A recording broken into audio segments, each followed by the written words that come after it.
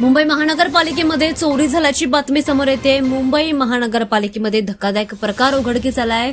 थेट आता स्थायी समिती सभागृहात चोरीची घटना घडल्यामुळे मोठी खळबळ उडाली आहे। शिवसेना ठाकरे गटाच्या नगरसेविका लक्ष्मी भाटिया यांच्या पर्समधून 20,000 रुपये चोरी झाल्याची माहिती समोर येते। माहितीनुसार स्थायी समितीची बैठक संपल्यानंतर लक्ष्मी भाटिया या आपली पर्स सभागृहात ठेवून जेवणासाठी बाहेर गेल्या होत्या। मात्र परत आल्यानंतर त्यांच्या पर्सची चैन उघडल्याचा संशय त्यांच्या मनात आला आणि त्यानंतर त्यांनी त्यांची पर्स तपासली आणि त्यानंतर पर्समधील 20,000 रुपये गायब झाल्याचं त्यांना समजलं।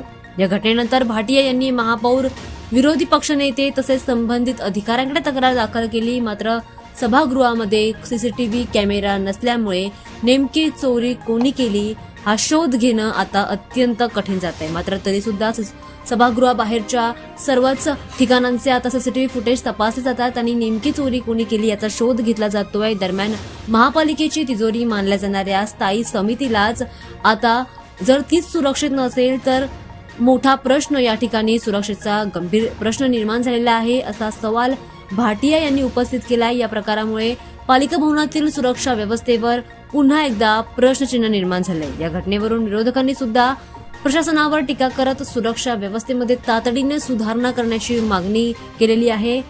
लक्ष्मी भाटिया यांच्या पर्समधून 20,000 रुपये चोरी झाल्यामुळे आता सगळीकडेच खळबळ उडाली आहे। दरम्यान मुंबई महानगरपालिकेमध्ये ही घटना घडल्यामुळे हे प्रकरण आता जास्तच चिंतेचा विषय ठरत आहे।